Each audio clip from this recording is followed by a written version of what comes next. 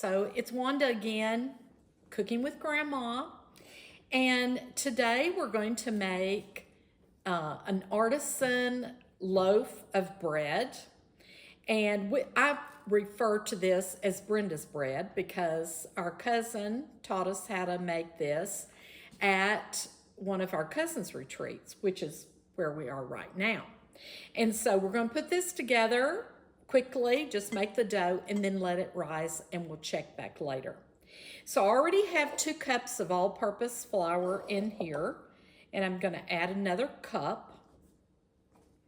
And this is flour that we got freshly milled from the farmer's storehouse. So we're going to put a cup of water. We're going to put a teaspoon of yeast, and this is, I'm using instant yeast, so I'm going to put it right into the flour, and then we're going to put a teaspoon of salt. We have a funny family story about using salt instead of sugar, but no, we're using a teaspoon of salt, and that's going directly into the flour. I'm going to give that a little quick mix. And now we're going to add the warm water. And I have already tested the water to make sure that it's the right temperature. It needs to be about somewhere between 105 and 110 degrees. And so this is a cup and a half of warm water. And so we're going to mix this in.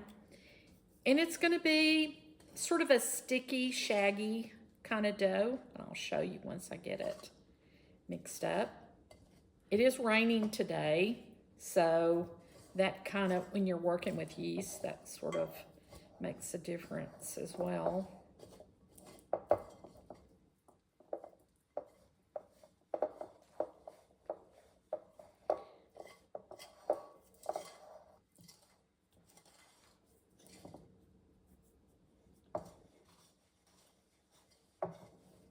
I'm just trying to incorporate all of the flour in, and it's pulling away from the bowl, which is what we want it to do.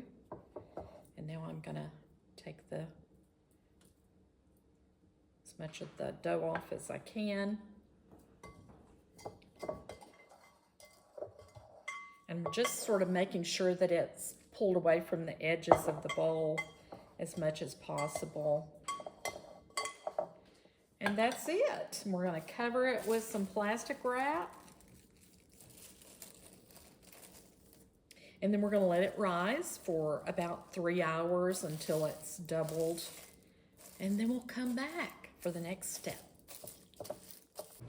Okay, so our Brenda's bread has been rising for 3 hours, covered in plastic. And so it has, I'd say, just about doubled in size. And so we're going to very gently loosen it from the sides of the bowl. And I've already put flour out on the countertop here. So we're going to dump this out.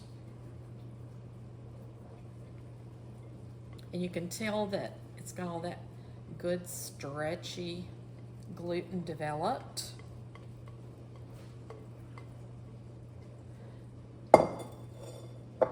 Now we're going to put a little flour on our hands, and we're going to make a ball. So we're just going to incorporate enough of the flour so that it's not sticky.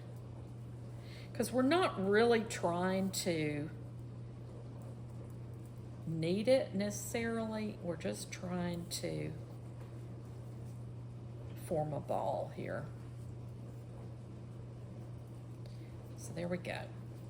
So we've got a nice, soft ball. And I've already got some parchment paper prepared here. And this is just a little plastic colander. You may have a yeast bread basket that you use. That would work too. So we're just going to leave it in this for about 30 minutes, let it puff back up. I'm gonna cover it back up with this plastic wrap. And so in about 30 minutes, we'll come back and it'll be ready to bake off. It has now been 30 minutes and the bread has been rising and it's puffed back up. So we're gonna very gently remove the plastic wrap. There we go. Now, I have my brand new fancy tool here. We're gonna score the bread. Try making like a little leaf or something on it. So there we go. That relieves some of the tension. So we've got a cut in the top. And now I'm gonna put it in a super hot Dutch oven, which I'm not gonna show you because it's been in the oven heating up to 450. And we're gonna bake this off for about 30 minutes. Then I'm gonna take the lid off the Dutch oven, check, see what it looks like, and then probably do another 10 or 15 minutes to brown it up. And then we'll come back and show you what it looks like then.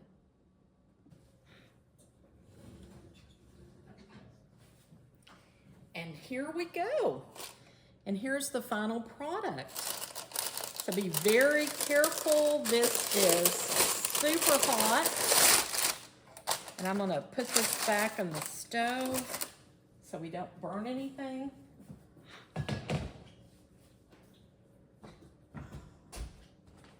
There we go.